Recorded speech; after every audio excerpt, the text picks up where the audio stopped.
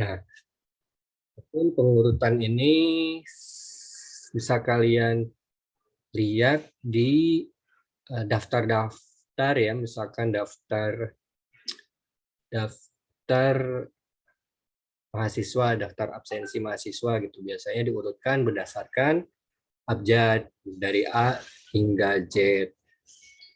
Atau pengurutan ini bisa kalian temukan ketika kalian belanja online, misalkannya di marketplace, kalian urutkan berdasarkan harga tertinggi hingga terendah atau sebaliknya terendah hingga tertinggi. Nah, kita ambil kasus pengurutan ini untuk mempelajari atau memahami algoritma dan nanti kita akan membuat algoritma tersebut ke dalam bentuk pemrograman ya, khususnya di bahasa pemrograman Python ya.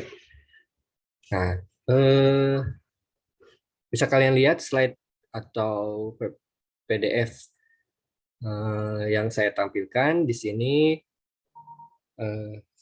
pendahuluan terlebih dahulu yang mengenai pengurutan data ya, seperti yang saya sampaikan tersebut tadi bahwa pengurutan itu sangat penting ya, sangat sering digunakan gitu di kehidupan sehari-hari ya. Pengurutan dapat dilakukan secara ascending dari kecil ke besar atau dari rendah ke tinggi gitu ya, atau naik gitu ya, secara artinya ascending itu, maupun sebaliknya yang disebut dengan descending atau menurun gitu.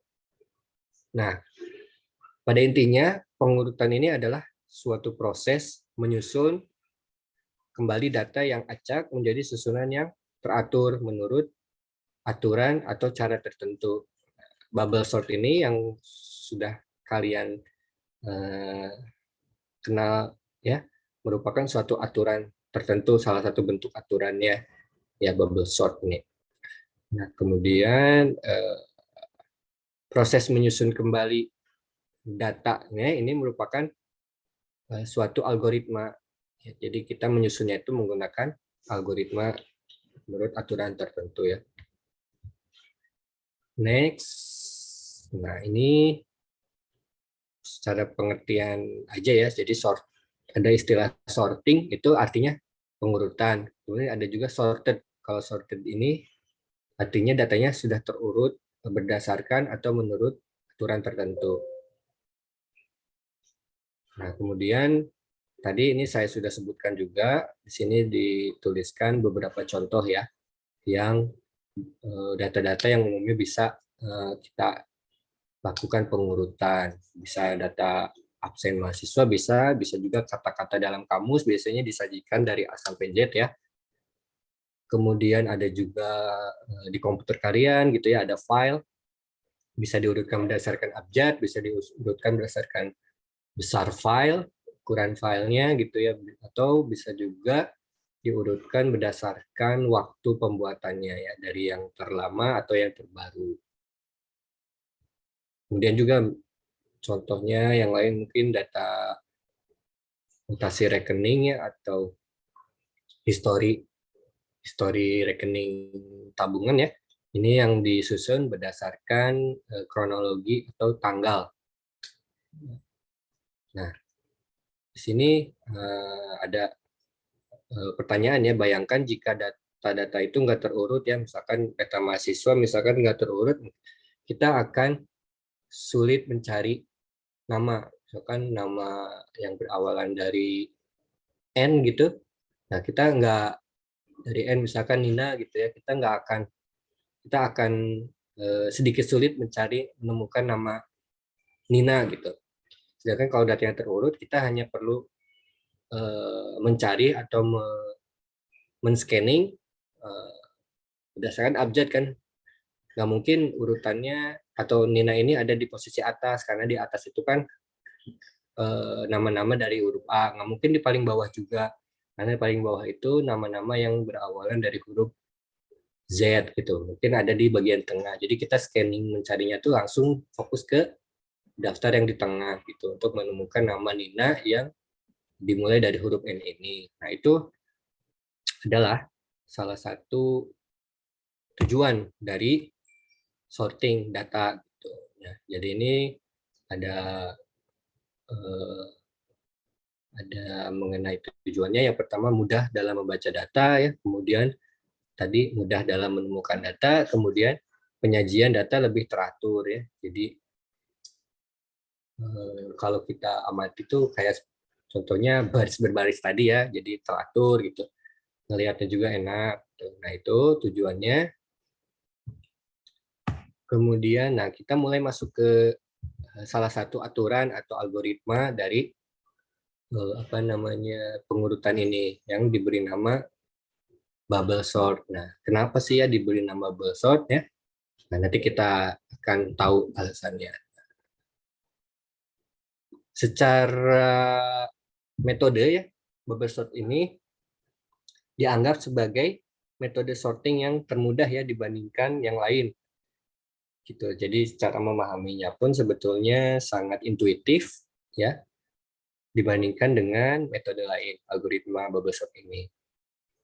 Nah, kenapa? Karena bubble sort ini mengurutkan data dengan cara membandingkan elemen sekarang dengan elemen berikutnya. Nah, jadi dalam memahami algoritma ini kita perlu membayangkan atau memvisualisasikan data-data yang acak tersebut ke dalam sebuah array.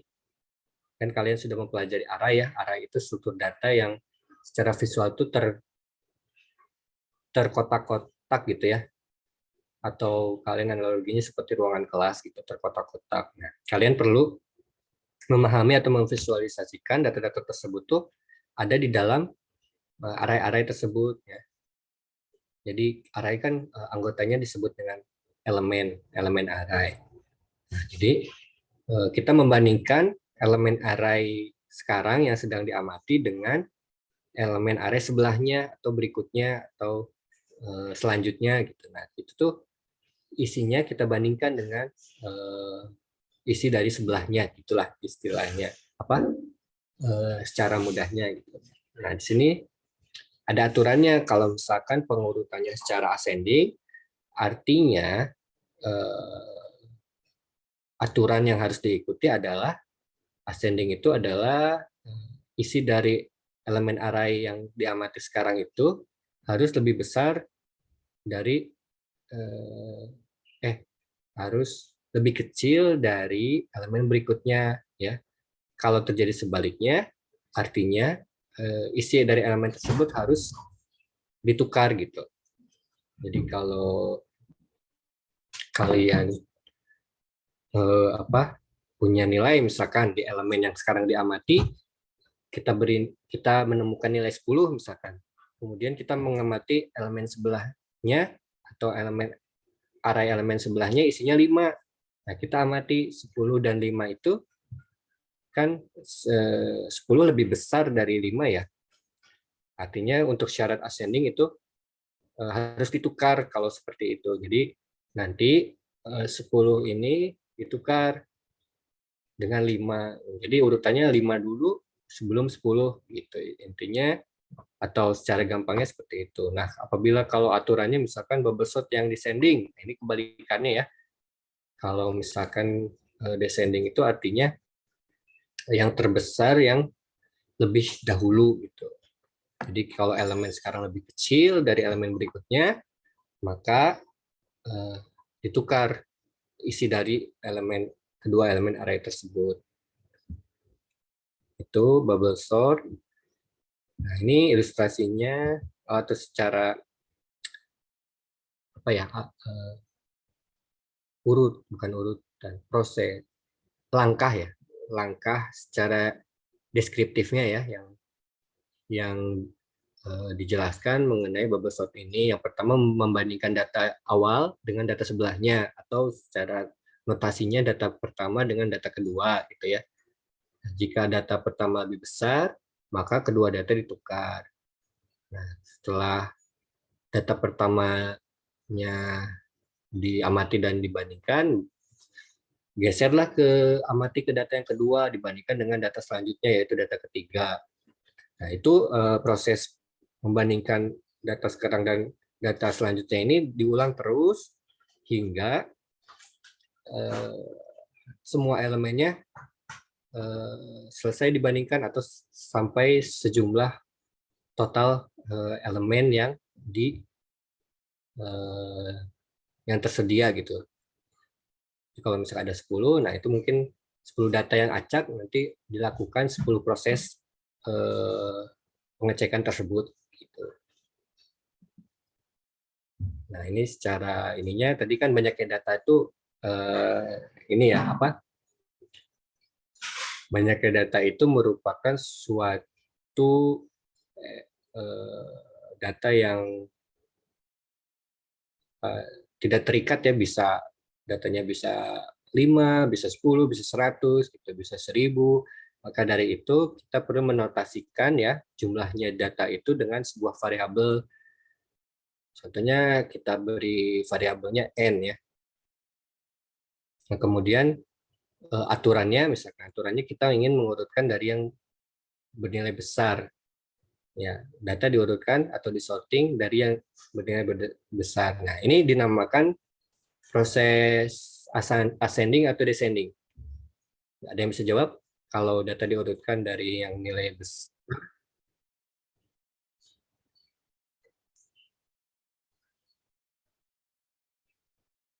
Ada yang bisa tebak atau jawab? Besar ke kecil, Pak.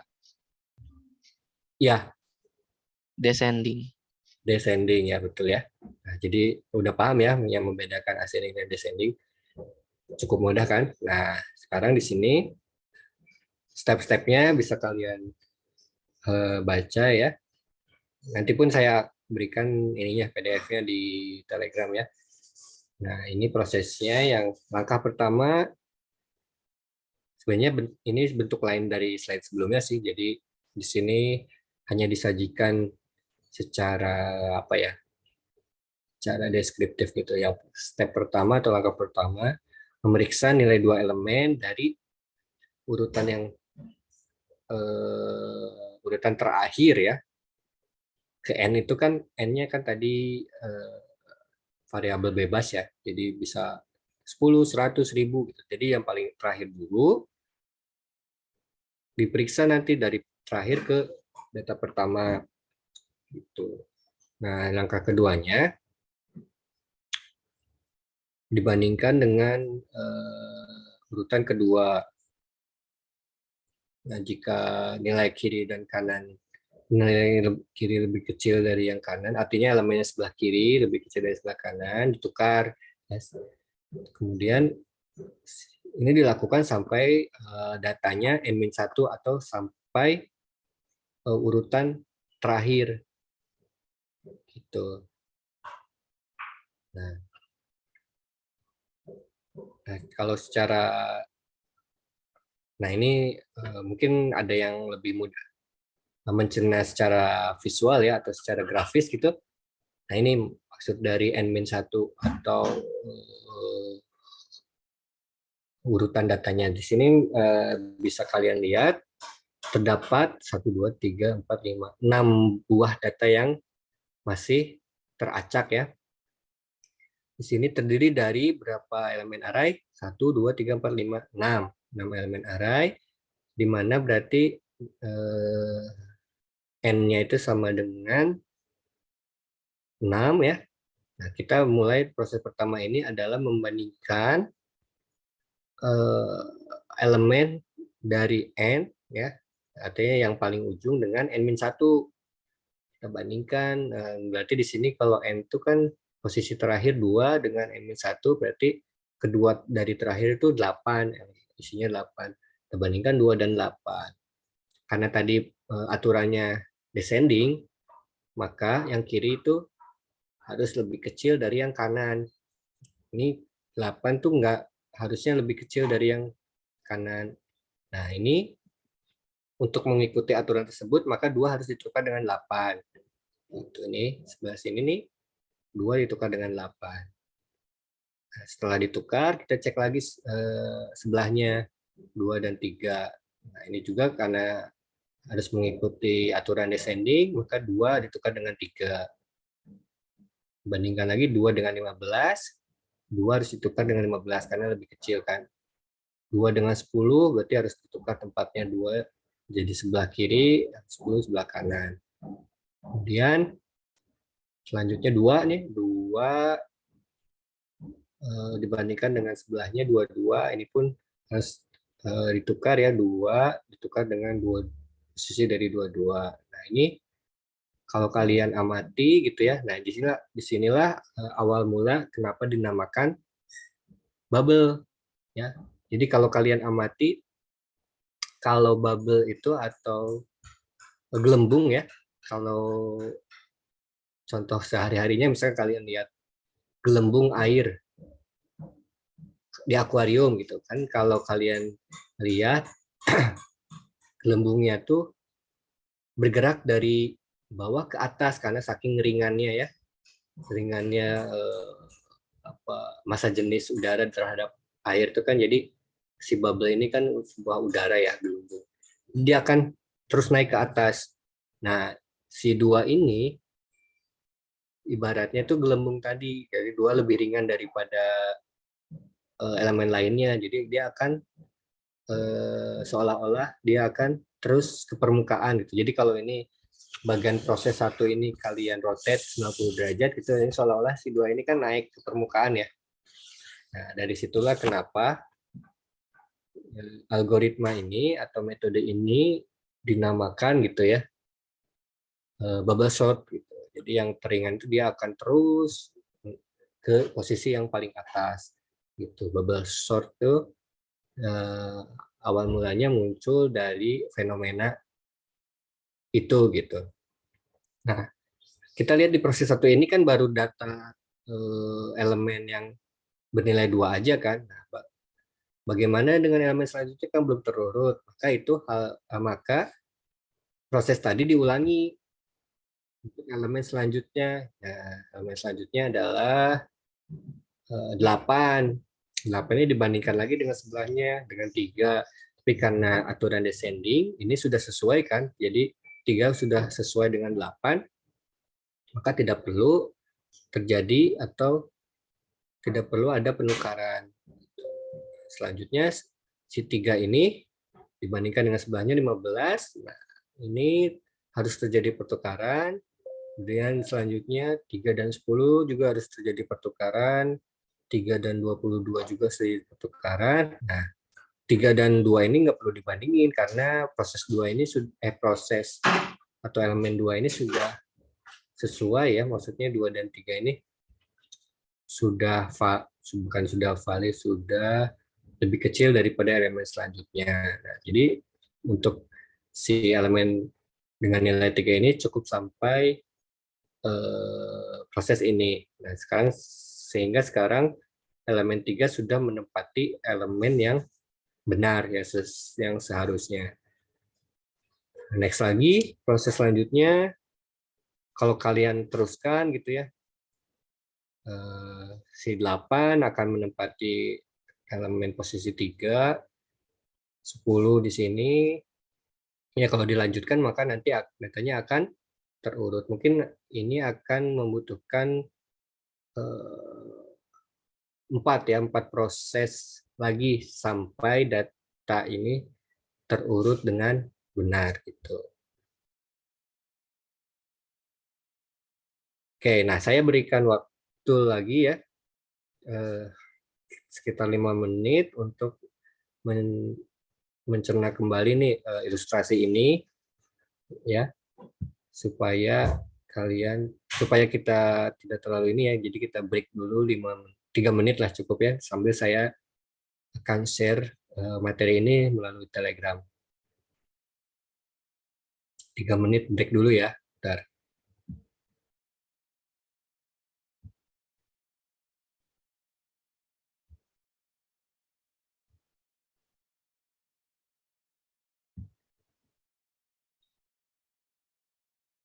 Oke, kita lanjutkan lagi ya. Kita tahu tuh udah 3 menit atau belum. Nah, sekarang kita lanjutkan ke metode atau algoritma lain ya dari proses sorting ini atau pengurutan. Nah, algoritma selanjutnya ini dinamakan selection sort. Dari yang sudah kita bahas. Daripada bubble sort, selection sort ini sedikit lebih advance atau lebih rumit ya. Jadi sorting ini merupakan salah satu kasus ya, yang tujuan utamanya kan sort atau mengurutkan data. Jadi setiap orang mungkin punya cara pengurutan yang berbeda-beda ya, yang sering dilakukan itu bubble sort, kemudian ada juga yang menggunakan selection sort. Jadi tergantung problem solvernya mau menggunakan atau menciptakan sorting yang bagaimana gitu. Nah, di sini salah satu algoritma sorting yang dibahas selain bubble sort adalah selection sort, di mana kalian bisa buka yang halaman 18 ya, yang di akhir mengenai selection sort ini. Jadi yang berbeda adalah di sini kita memanfaatkan yang namanya indeks atau urut, atau indeks itu adalah posisi si elemennya. Kita akan memanfaatkan indeksnya tersebut. Nah, sedangkan proses penukaran datanya tuh dilakukan di akhir setelah menemukan indeks mana yang perlu ditukar atau posisi data mana yang perlu ditukar. Ya, jadi yang perlu digarisbawahi adalah kita menggunakan yang namanya memanfaatkan yang namanya indeks atau posisi elemen ya. Nah, setelah menemukan elemen mana di posisi mana yang harus ditukar, ya, nah di akhir itulah penukaran datanya dilakukan. Nah, itu yang membedakan dengan bubble sort ya. Intinya jadi sedikit lebih advance. Di sini bisa kalian baca juga pada intinya di proses yang pertama ini kita kan tadi memanfaatkan indeks, maka kita perlu membuat atau mendefinisikan suatu variabel ya yang bisa diisi. Kita beri nama indeks. Nah, diberi nilai awal ya, bisa nilainya 1, bisa nilainya elemen yang mau dibandingkan gitu. Posisi elemen yang mau dibandingkan. Di sini contohnya diberi nilai 1 karena kita akan membandingkan data ke 1 dulu gitu. Kemudian dibandingkan dengan data sebelahnya. Ya, yaitu sebelahnya itu kan 2 berarti. Nah, jika data lebih besar, maka nilai indeks 2 ini dibandingkan lagi ke 3. Nah, jika lebih besar, nilai indeksnya ini yang ditukar gitu. Nah, ini terus ya, sehingga semua elemen sudah ter-scanning atau sudah dicek, dibandingkan gitu. Nah, setelah selesai, nilai indeks diperiksa apakah nilai berubah atau tidak. Jika nilai indeks mengalami perubahan, maka data kedua ditukar dengan data indeks. Ini dilakukan seterusnya. Nah, ini secara deskriptifnya ya, mungkin sedikit sulit dipahami ya, karena beberapa orang atau manusia lebih mudah untuk memahami suatu permasalahan dengan bentuk visual atau grafis. Nah, ini maka kita akan pahami juga secara visual ya. Jadi ini secara data kita punya 1 2 3 4 5 6 elemen, 6 ya, 6. Seperti yang kalian tahu, kalau elemen itu biasanya dimulai dari 0 ya posisinya. Melanjutkan 1, 2, di posisi 2 6 9, posisi 3 5 8, posisi 4 2 1, posisi 5 40. Ini masih dalam keadaan teracak ya, belum terurut. Nah, di sini kita membuat atau menyiapkan sebuah variabel, kita beri nama saja posisi ya. atau indeks. Nah, lebih mudah lagi mungkin agar kita paham, indeks ini kita beri nama posisi aja ya. Jadi posisi ini menentukan letak dari elemennya kan, letak dari datanya ya di elemen mana. Awalnya kita akan mengecek bisa dari 5 gitu ya, bisa kita mulai bandingnya dari sini boleh atau dari 0 boleh gitu. Nah, di contoh ini kita akan mulai dari sisi kiri. Jadi posisi awalnya adalah 0. Kita juga bisa ngecek dari posisi kanan dari 5 gitu. Nanti tinggal bandingkannya dengan sebelumnya. Kalau ini dibandingkan dengan setelahnya, kalau dari kiri, kalau dari kanan dibandingkan dengan sebelumnya. Nah, itu terserah aja. Nah, kalau di contoh ini kita mulai dari 0, dari posisi kiri yaitu posisi 0. Ya, nah dari 0 dari posisi elemen 0 ini kita bandingkan dengan posisi selanjutnya ya posisi elemen 1. Nah, karena tadi aturannya descending, artinya datanya terurut dari kecil ke besar, artinya di sini kedua elemen ini tidak perlu dilakukan pertukaran ya. Nah, kemudian bandingkan lagi elemen posisi 0 dengan elemen posisi 2. Ini pun kalau secara aturan descending tidak perlu terjadi pertukaran. Lalu kita bandingkan lagi posisi elemen ke-0 dengan posisi elemen ketiga. Ini pun sama ya, tidak perlu terjadi pertukaran. Jadi nilai dari variabel posisi tetap 0 kan. Ini ketiga langkah ini tetap 0. Langkah selanjutnya kita bandingkan apa tadi posisi indeks 0 dengan posisi selanjutnya yaitu 4. Nah, di sini karena aturan descending, maka posisi data karena kita lihat datanya 32 lebih besar dari 21, harusnya 21 ini posisinya sebelum 32 kan. Artinya kita harus menukarkan isi dari elemen ini. Jadi kita perlu menandai bahwa nilai dari variabel posisi yang asalnya 0 kita ubah jadi 4.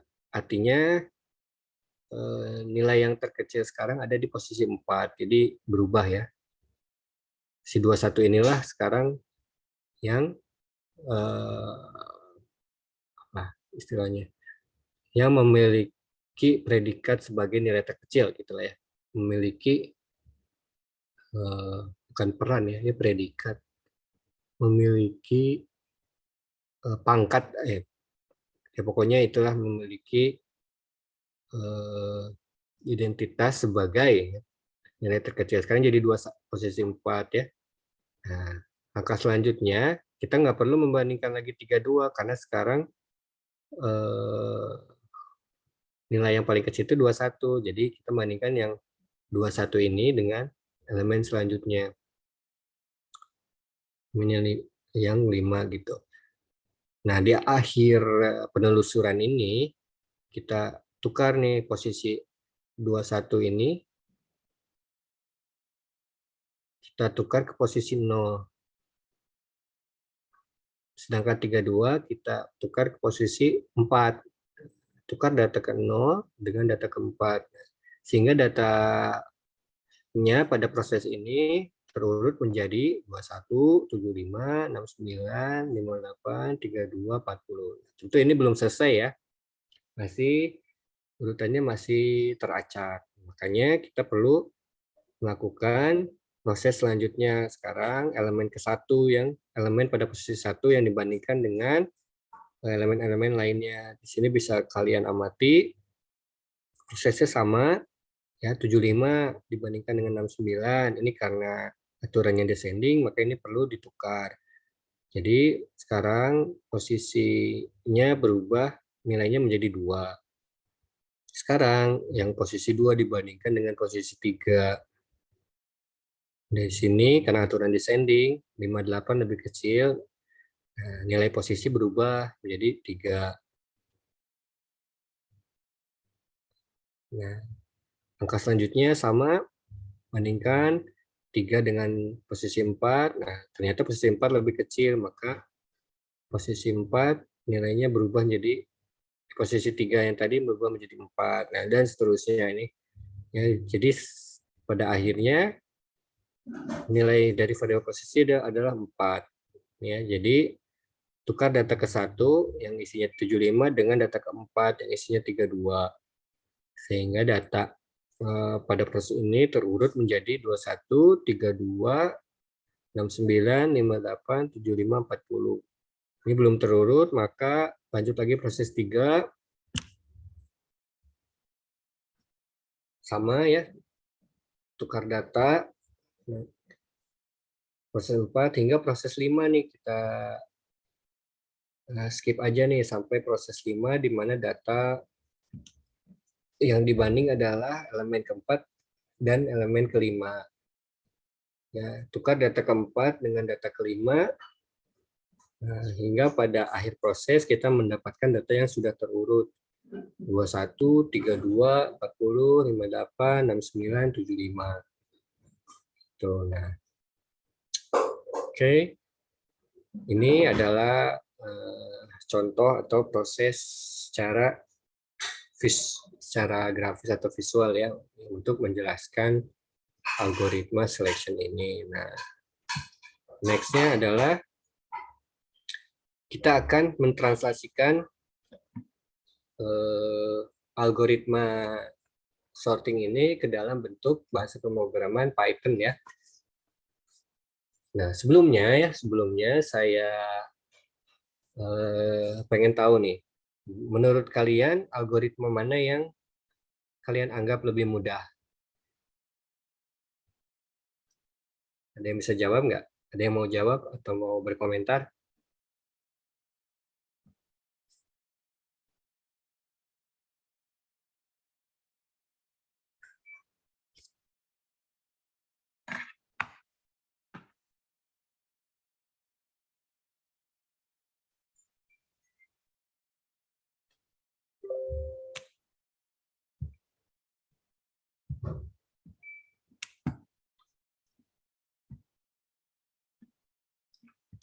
Faisal, menurut Faisal, di antara bubble sort sama selection sort, mana yang lebih mudah menurut pendapat Faisal, Rizky? Kalau saya sendiri sih lebih gampangan bubble sort, Pak. Alasannya? Lebih simple aja gitu, Pak, untuk prosesnya. Oke. Nah, ya. Lebih simple yang bubble sort ya. Nah, oke, nah sebetulnya apa ya? Kalian kalau belum paham mengenai atau sedikit sulit memahami kedua metode ini sebenarnya nggak apa-apa ya. Jadi yang ditekankan pada pertemuan kali ini itu adalah bagaimana kita memahami suatu algoritma, kemudian algoritma tersebut ditranslasikan menjadi bahasa pemrograman. Itu sih intinya dari mata kuliah praktikum algoritma dan pemrograman ini. Jadi kalau kalian masih pusing algoritmanya, nggak apa-apa gitu ya. Maksudnya menemukan algoritmanya itu gimana, itu tidak menjadi suatu keahlian kalian gitu. Karena membuat algoritma itu sebenarnya kalau di tingkatannya tuh buat menemukan algoritma atau membuat algoritma itu yang metode ini tuh masuknya ke ranah magister ya. Kalau kalian S1 tuh sebenarnya menerapkan algoritma. Nah, jadi algoritmanya dari yang sudah ada gitu ya, sudah ditemukan di dunia IT gitu ya. Nah, kalian tinggal menerapkannya di bahasa pemrograman gitu. Berbeda dengan kalau kalian nanti kuliah insya Allah ke S2 gitu, nah kalian tuh tingkatannya bukan menerapkan lagi gitu, tapi menemukan algoritma yang lebih baik, yang lebih baru gitu. Nah, ide kalian tentang algoritma yang baru kalian temukan itu diuji di dalam tesis kalian. Nah, itu.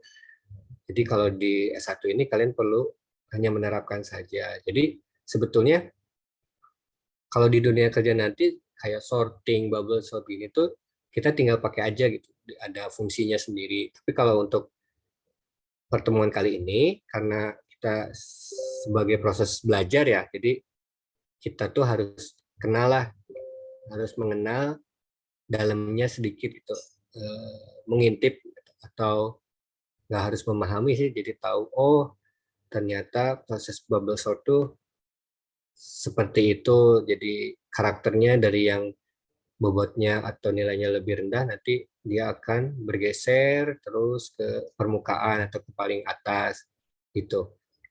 Secara ininya apa? Konsepnya gitu. Jadi kalian memahami konsep dari bubble sort dan selection sort ini. Nah, kemudian yang harus saya tekankan lagi adalah pada pertemuan kali ini dari kedua proses tersebut kalian harus tahu misalkan ketika kita menelusuri tiap elemen ini dalam bahasa pemrogramannya kita pakai apa sih gitu. Pakai if atau pakai for gitu dalam menelusuri tiap elemen. Kemudian ketika membandingkan nilai 32 dan 75, ini bentuk algoritma struktur datanya tuh pakai for atau pakai if. Nah, itu yang perlu kalian kuasai gitu. Nah, tukar data itu seperti apa sih implementasinya? Kalian ingat di mata kuliah saya yang tahun lalu atau semester lalu kan pernah dijelaskan untuk menukar isi dari dua buah larutan di dua buah ember, gitu kan. Nah, itu prosedurnya gimana kan? Jadi kalau kita mau menukarkan larutan dari ember A ke larutan ember B, kita perlu tambahan atau bantuan dari ember ketiga. Nah, itu analoginya. Nah, di sini juga nanti kita akan menggunakan variabel bantu, variabel temporary ya di dalam proses pembuatan programnya atau penulisan programnya. Ya, jadi intinya ke situ sih, jadi menerapkan ya. Nah, saya sudah sebentar.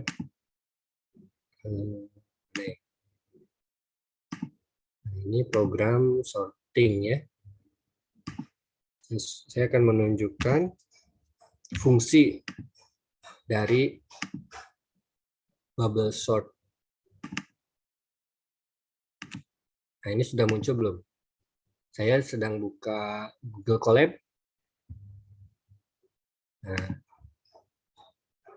Nah, kita translasikan nih sekarang algoritma dari bubble sort ini ke dalam bahasa pemrograman Python, di mana di sini kita mengimplementasikan atau membuat sebuah fungsi di dalam Python, yaitu fungsi bubble sort.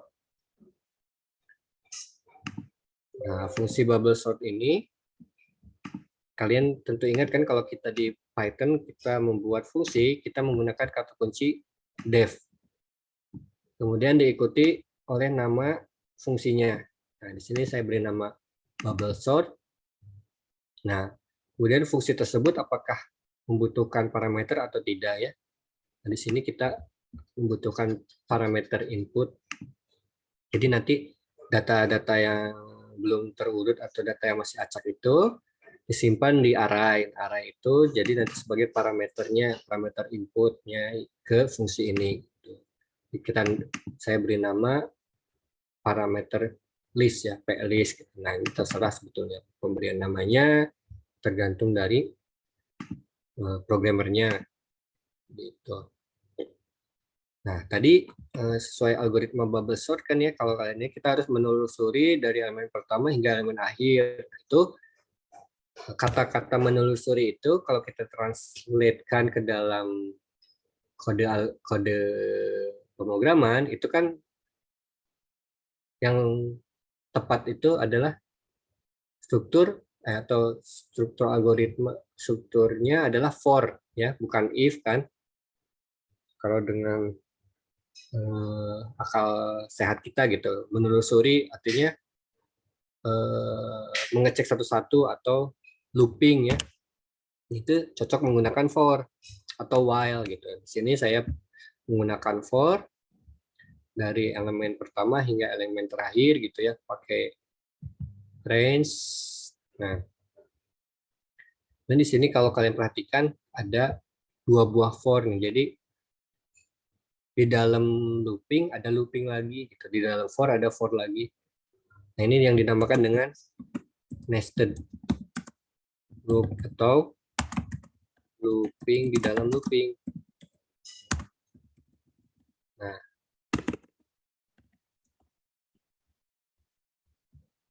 ini semua algoritma sepertinya ya akan menggunakan metode ini gitu, metode nested loop untuk menelusuri elemen tiap elemennya. Ya, kemudian kita ke baris selanjutnya di sini kalau kalian perhatikan ada if nih.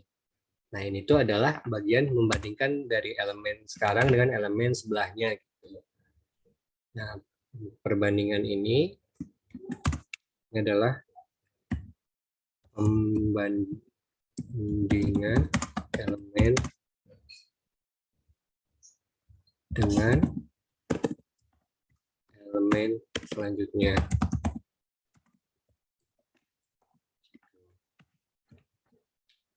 Karena tadi ini aturannya adalah ascending ya, maka aturan yang harus dilakukan adalah yang lebih kecil itu sebelah kiri kan, yang lebih kecil itu muncul duluan, kemudian dilanjutkan dengan data yang lebih besar. Itu maka yang harus dicek adalah menggunakan operator pembanding kurang dari ya, kurang dari sama dengan gitu. Nah, apabila datanya atau elemen selanjutnya lebih besar, nah, di sini kita lakukan apa yang dinamakan tadi pertukaran data ya. Elemen. Dan tadi saya sudah sempat ceritakan bahwa yang namanya pertukaran itu kita butuh variabel bantu ya. Nah, saya bikin ini variabel temp atau temporary ya untuk mewadahi atau menyimpan sementara data dari elemen plist J ini sebelum ditimpa dengan plist J-1 gitu. Jadi kita amankan dulu datanya di variabel temp, kemudian variabel ini kita tukar isinya. Selanjutnya yang ini diisi dengan temp. Jadi ini dilakukan pertukaran nih. Baris ini nih yang saya tanda ini adalah sebuah pertukaran dua elemen. Tuh. Kalau kita coba jalankan ya. Nah, ini fungsinya sudah kita compile atau kita running. Nah, kita panggil di sini, kita punya sebuah data acak ya, 327569582140. Nah, kita simpan di array, kita variabel array yang namanya data, kemudian kita panggil bubble sort-nya ya sesuai namanya nih. Kalau kita beri nama bubble underscore sort, maka dipanggilnya juga harus bubble underscore sort. Masukkan parameter inputnya yaitu data. Nah, kalau kita jalankan, nah datanya hasilnya akan terurut seperti ini. Begitupun dengan yang algoritma yang selection sort ya. Nah, selection sort. Kita juga definisikan dengan kata kunci def, beri nama selection sort dan parameter inputnya kita siapkan. Nah, loopingnya ada dua ya, sama tuh for i sama for j. Di sini ada pembandingan juga. Nah, tapi yang membedakan dengan bubble sort, selection sort ini adalah memanfaatkan yang namanya indeks. Kan, indeks tadi kita beri nama, kalau di ini kita samakan aja ya, kan ada posisi itu tadi mana. Nah, ini posisi nih. posisi. Kita beri nama variabelnya juga posisi ya, biar konsisten dengan PPT yang tadi. Nah, kalau ini saya mulai dari paling ujung ya. Kalau ini kan dari sebelah kiri, saya dari yang 5 ini, data 5. Jadi diisinya len -1. Nah, ini loopingnya ada 2. Ini adalah pembandingan kan sama nih. Pembandingan elemen dengan elemen sebelahnya. Dan ini. Nah, kemudian sini adalah pertukaran 2 elemen.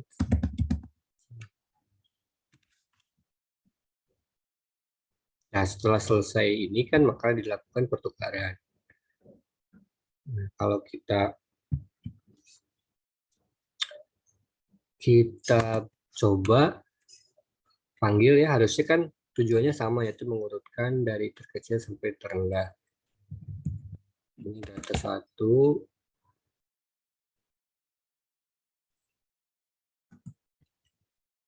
Kita buat data yang sama.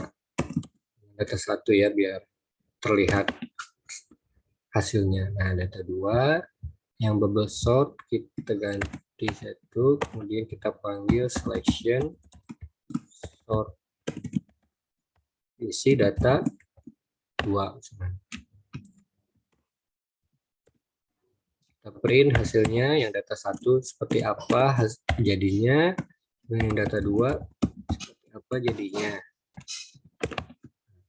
Kita run dulu ininya, fungsinya. Kalau udah checklist artinya sudah tereksekusi.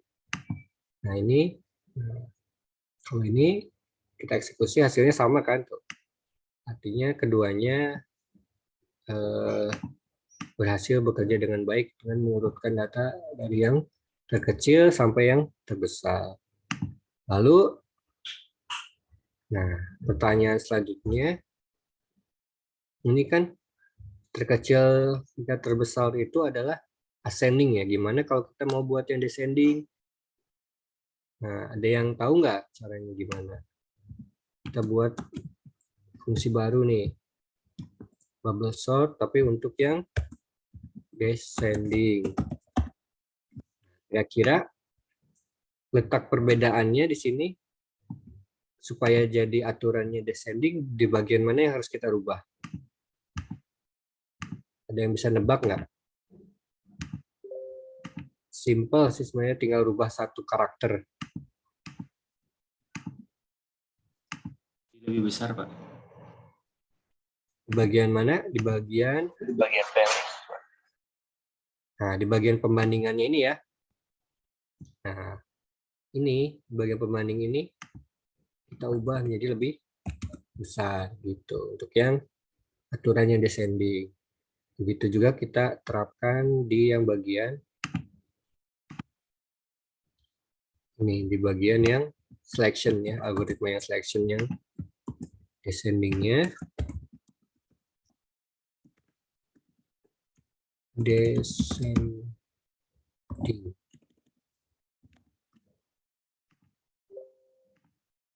Ini pun di bagian yang pembandingannya kita rubah jadi lebih besar.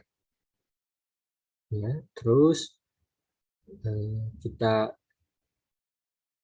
coba nih panggil descending.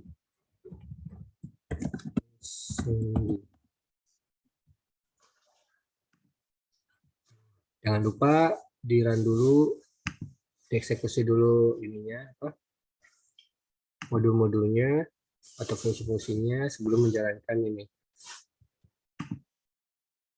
Nah, ya, terlihat hasilnya adalah datanya terus secara menurun ya, 5, 40, 32, 21. Gitu. Nah, kira-kira seperti itu cara mentranslasikan atau mengimplementasikan algoritmanya ke dalam bentuk bahasa pemrograman Python. Nah, oke, sekarang selanjutnya ya. Ada sisa berapa menit ya? Kalau saya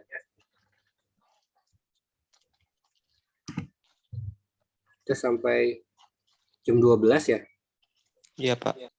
Oh, ini masih sangat banyak waktunya. Jadi aktivitas selanjutnya adalah kalian buat nih. Jadi saya akan beri instruksi ke kalian ya, yaitu sebentar saya ubah dulu nih biar. Nah, ini saya hapus. Ini saya hapus deh. Kemudian ininya saya hapus. Nah, kayak gini ya. Saya print screen.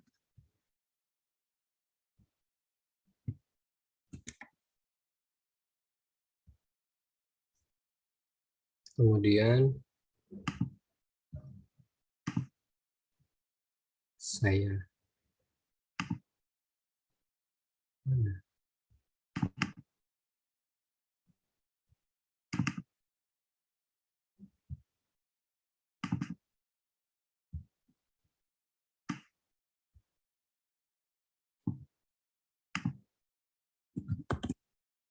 sebentar.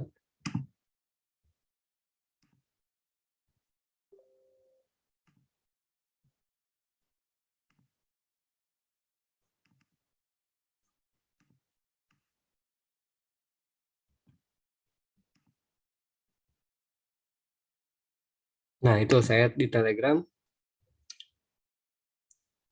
Saya kirimkan screenshot ini ya, screenshot halaman ini. Nah, tugas kalian atau aktivitas kalian selanjutnya adalah kalian salin tuh. Kalian salin kode atau program yang ada di screenshot yang saya berikan tadi di Google Colab kalian masing-masing. Ya, jadi kalian buka Google Colab-nya, kalian buka new notebook gitu ya, bikin, kalian salin, tapi selain menyalin kalian juga perlu sebetulnya membuat yang ini yang tadi saya hapus kalian buat lagi gitu. Kalau kalian ikuti dari awal, mungkin kalian akan tahu bagaimana cara membuat bubble sort yang versi descending sama selection sort yang versi descending.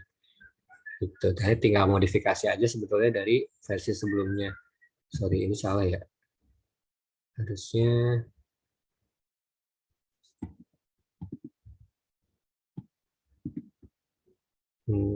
sorry, salah saya salah kirim ya.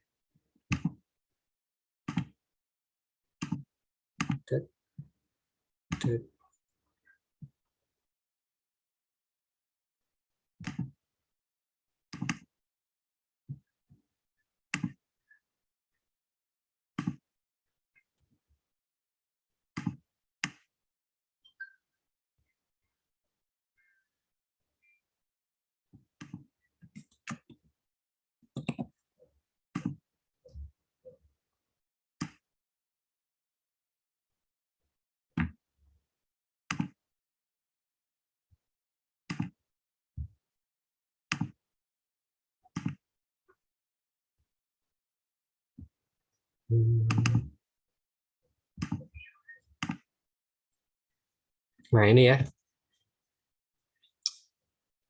Jadi dari screenshot ini kalian salin di Google Colab kalian masing-masing. Lalu tolong teliti di masalah indentasinya ya, terus teliti juga di penulisannya, jangan typo. Nah, kemudian di sini ada error, artinya kalian harus membuat modul atau algoritma bubble sort yang versi descending-nya. Ya, kalau tadi saya sempat praktekkan, tapi saya hapuskan.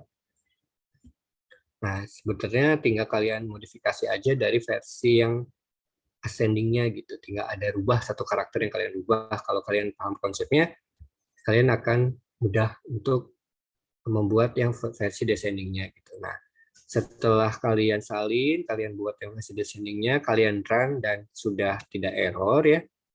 Tidak ada error, kalian save. Kalian save filenya, simpan atau download ya. Download yang versi IPYNB. Nah, kalian beri nama ini. Name kalian underscore nama underscore alt pro underscore sorting .ipynb gitu. Ya, beri namanya itu.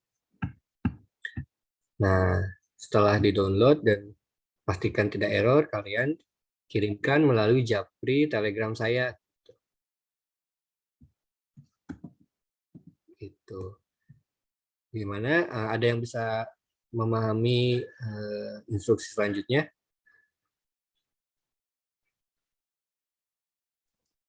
Paham, Pak. Tadi untuk formatnya nama, name, alpro, sama sorting ya, Pak? Iya. Oke, baik. Gitu. Jadi bisa tolong jelaskan lagi ke teman-teman itu yang tadi saya ini.